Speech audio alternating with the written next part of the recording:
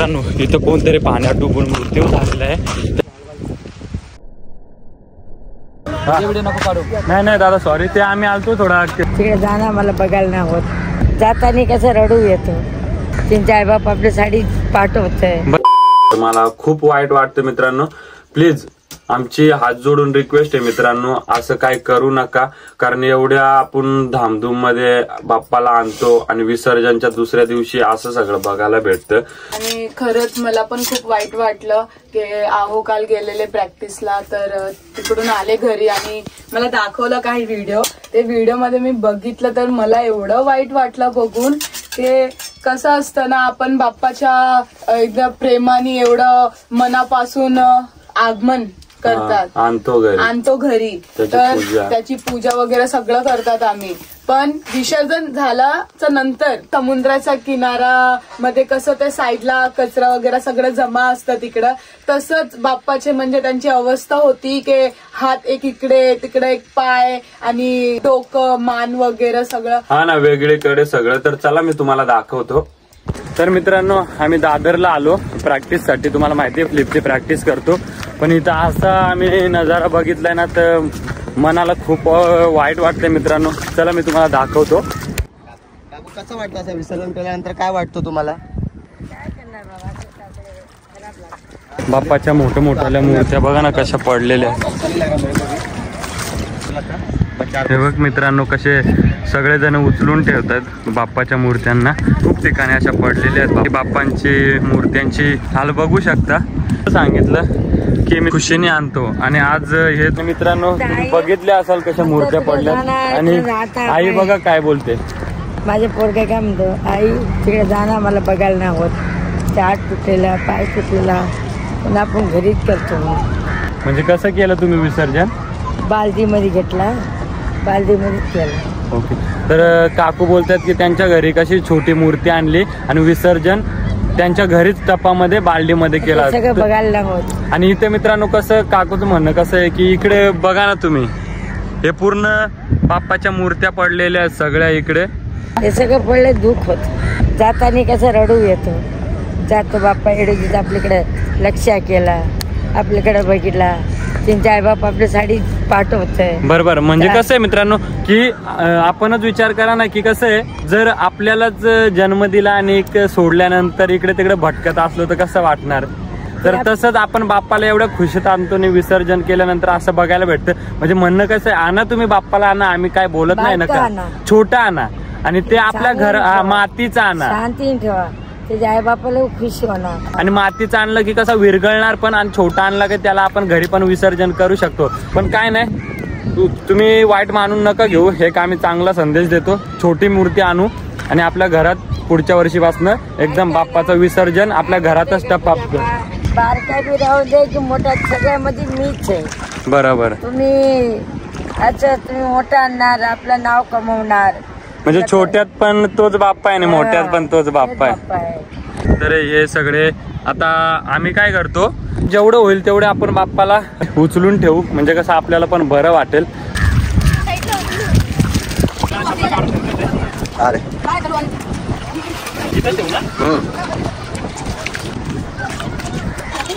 चांगल्या मूर्ती आहे मित्रांनो, बघू शकता किती चांगल्या बाप्पा आहेत. ती आजी पण बोलत होती आपण एवढ्या खुशीने आणतो आणि त्यांना असं विसर्जन केल्यानंतर असं बघायला भेटतं. तर कसं आहे मित्रांनो, त्यांच्या पण आई बाबाला वाईट वाटत असेल. आजी बोलत होती, बरोबर आहे तिचं पण. जेवढ्या होतील तेवढ्या आम्ही मित्रांनो उचलून ठेवतो. गणपती बाप्पा काही चुकी झाली असेल तर माफ करा. आणि मित्रांनो प्लीज हे कुणाच्या वाईटीसाठी नाही, बस माझं एक म्हणणं आहे, आपण विसर्जन करतो, आपण बाप्पाला मानतो, तर ह्या सगळं म्हणजे बघण्यापेक्षा छोट्या छोट्या मूर्त्या आणून आपल्या घरातच विसर्जन केलेलं बरं. तर बघा मित्रांनो, आजी आणि त्यांचं बाळ पण बाप्पांना माखलंय, ते पोचतायत आणि उचलून ठेवतायत. हे बघा ना मित्रांनो, ते बारकं बाळ आहे ते पण बाप्पाला उचलून ठेवतंय. सगळ्या मूर्त्या ठेवलेल्या आहेत मित्रांनो, जेवढं झालंय तेवढं. हे बघा तुम्ही बघू शकता, सगळीकडे उभ्या करून ठेवलेल्या आहेत बाप्पाच्या मूर्त्या. गणपती माझे बाप्पा कसं टाकले, माझे पोरगे कसं टाकले. बरोबर. त्यांचे पण आई बाबा बघत असतील असं आहे. दुःख होतंय ना. आता आपल्या आईला आपल्या पोराला काय दुःख आपल्याला होत आहे ना, तसं तिला बी दुःख होते. तर बघा मित्रांनो, कसं मनाने एवढं म्हणजे गरीब माणसाच्या पण मनात एवढं त्यांच्यासाठी फिलिंग आहे की आज हे दृश्य बघून वाईट वाटते. काय काय मागतंय, कानात बोलतंय, काय काय म्हणतंय, माझा दुःख काय माझा सुख. प्रत्येक माणूस म्हणजे बाप्पाच्या कानामध्ये दुःख सुख सांगतो ना, मागतं आपलं ते मान्य करतो ना. बरोबर. तिला काय असं तुम्ही टाकून जात. आणि पुढच्या वर्षापासून मित्रांनो प्लीज जेवढा छोटं होईल तेवढा बाप्पांना आणि आपल्या घरातच बाल्टीमध्ये टपामध्ये विसर्जन करा. आणि मित्रांनो तिथून आम्ही निघालो गिरगाव चौपाटीसाठी. मित्रांनो असली स्ट्रगल असली याला बोलतात. तर मित्रांनो आम्ही पोहोचलोय आता गिरगाव चौपाटीला आणि माझ्यासोबत जाग पण आहे. आणि मित्रांनो आजचा व्हिडिओ ना खूप म्हणजे चांगल्या गोष्टीसाठी आहे, तर हा व्हिडिओ प्लीज जरा पण स्किप नका करू.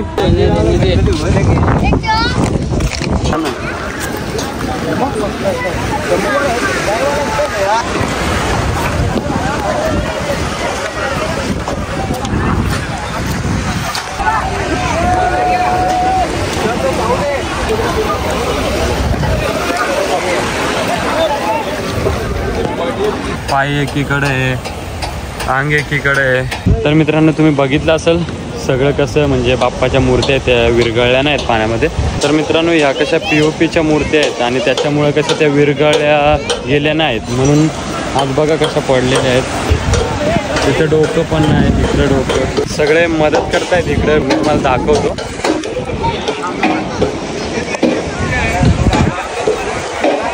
तर माझं एकच म्हणणं आहे मित्रांनो की सगळ्यांनी मातीच्या मूर्त्या बनवा, जेणेकरून विसर्जन करून त्या विरघळून जातील.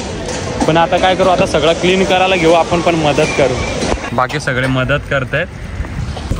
तर मित्रांनो इथं कोणतरी पाण्यात डुबून मृत्यू झालेला आहे, त्याची बॉडी बाहेर काढतायत.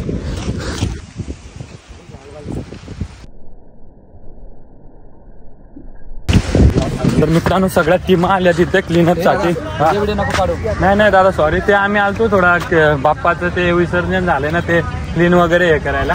सॉरी का. तर मित्रांनो सॉरी, तिथे व्हिडिओ अलाव करत नव्हते, त्याच्यामुळे आम्ही काही व्हिडिओ काढले नाही. आणि कारण कसं तिथं थोडा प्रॉब्लेम आला होता, त्याच्यामुळं मी पण व्हिडिओ बंद केला मित्रांनो. आणि तिथे आपण पण काही गोष्टी ऐकायला लागतात समोरच्यांच्या. खरंच मी पण व्हिडिओ बघितलं तर खूप वाईट वाटलं की तुम्ही पण मित्रांनो काय असं चुकीचं करू नका.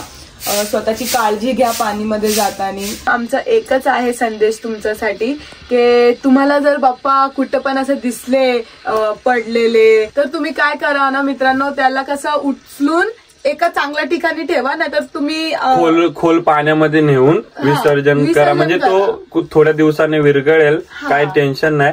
आणि प्लीज आमचा एकच संदेश आहे मित्रांनो, पुढच्या वर्षीपासून ना होईल तर मातीच्या मूर्त्या बनवा. आणि आपण पण जे बाप्पाला आणतो ती मातीचीच मूर्ती आणा, जेणेकरून पाण्यात लवकर विरघळेल. तर चला हे व्हिडिओ मनाला लावून घेऊ नका. बस आम्हाला एक मनापासून वाटलं तुम्हाला सांगू की असं असं होतंय, तर म्हणून आम्ही तुम्हाला हा व्हिडिओ केला. आणि प्लीज छोटी मूर्ती आणा, घराच्या बाहेर बाल्टीमध्ये नाही तर मोठ्या टबामध्ये छोटी मूर्ती आणलेली विसर्जन करा, जेणेकरून पूर्ण विरघळेल आणि बाप्पाला पण बरं वाटेल. आणि मित्रांनो आमचं काही चुकलं असेल की जे हे सगळं दाखवलं बाप्पाबद्दल की असं असं थोडं होतंय, तर चुकीचं वाटत असेल तर प्लीज आम्हाला माफ करा.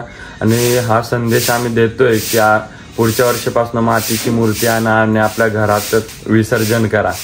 तर हे तुम्हाला जर बरोबर वाटत असेल तर कमेंट नक्की करा की आमचं चुकलंय की बरोबर बोललोय. बरोबर. आणि आजचा हा व्हिडिओ आपण इकडेच एंड करू.